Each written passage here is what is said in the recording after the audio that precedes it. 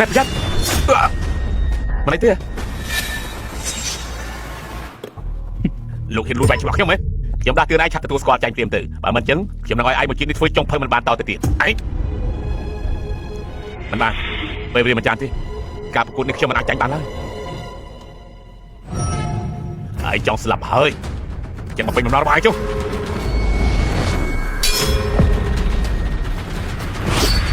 ខ្ញុំមកប្រកួតជាមួយឯងគេជាណាអាចប្រែកំបិតកាប់សាច់ជ្រូកមកពាក់កម្លាំងកំបិតរបស់ខ្ញុំបានតែលោកជាណាទៅ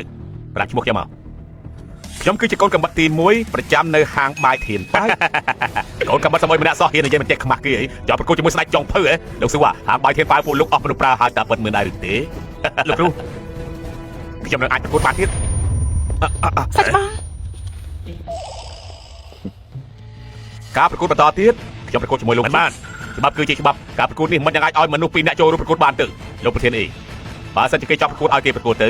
សម្រាប់ខ្ញុំពេលនេះក៏ចង់ឃើញដែរតើគេមានសមត្ថភាពប៉ុណ្ណាទៅនេះណែបងបើបេក្ខជនប្រកួតមិនចំទាស់អញ្ចឹងខ្ញុំប្រកាសការប្រកួតចាប់ផ្ដើមលោកមានសង្ឃឹមទេនេះទុកចិត្តចុះរ៉ៃនឹងទៅជួយរៀបចំរបស់មួយខ្ញុំមកល្អ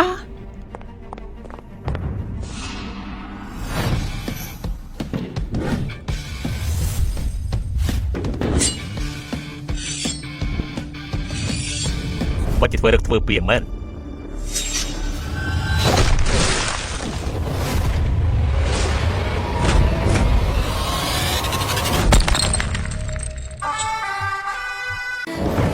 Boostrong ញ៉ាំ Boostrong ឆ្ងាញ់ជាងគេ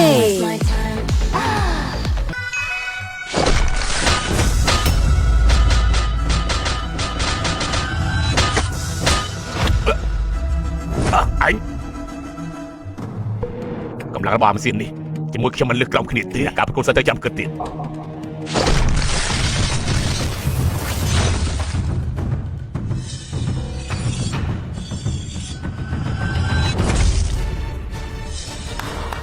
ឡឡអូ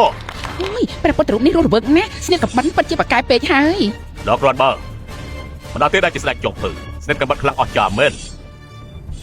ប្រធានអ៊ី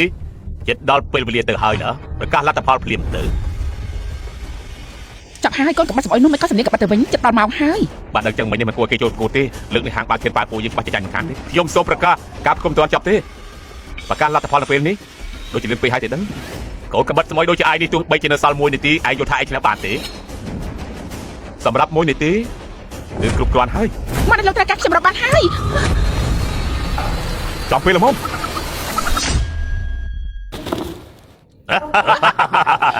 យើងស្មានតែខ្លាំងប៉ុណ្ណាទៅការពិតគ្រាន់តែជាភេទសោះណាសូម្បីតែមាត់ក៏ឯងកាប់មិនត្រូវផងមើលទៅយើងវាតម្លៃឯងខ្ពស់ពេកហើយមនុស្សឯងនេះអត់សមធ្វើជាដៃគូរបស់យើងណាថាខ្ញុំកាប់មិនត្រូវនោះមាត់មួយក្បាលនេះវាបានងាប់ទៅហើយមិនអាចទេមាន់នេះវាកំពុងតែស្រែកមិនឲ្យងាប់បានទៅ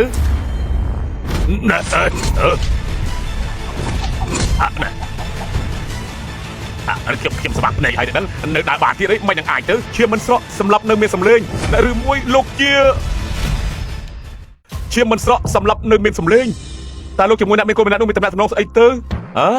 អ្នកមានគុណហ៎ខ្ញុំគ្រាន់តែជាកូនកបិតម្នាក់ទេខ្ញុំមិនដឹងរឿងអីទេអ្នកទាំងអស់គ្នាមើលទៅមកក្បាលនេះនៅតែដើរទៅមុខទៀតតើគេធ្វើបានដោយរបៀបណាទៅណោះ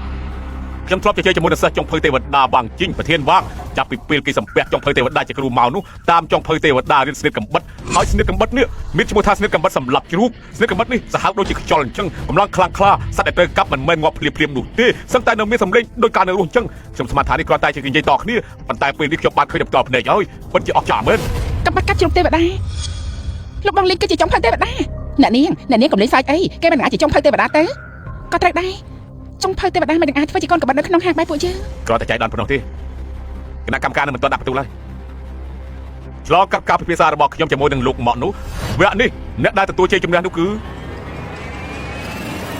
លីងអ៊ីតាល់បន្ទុកវិញយេ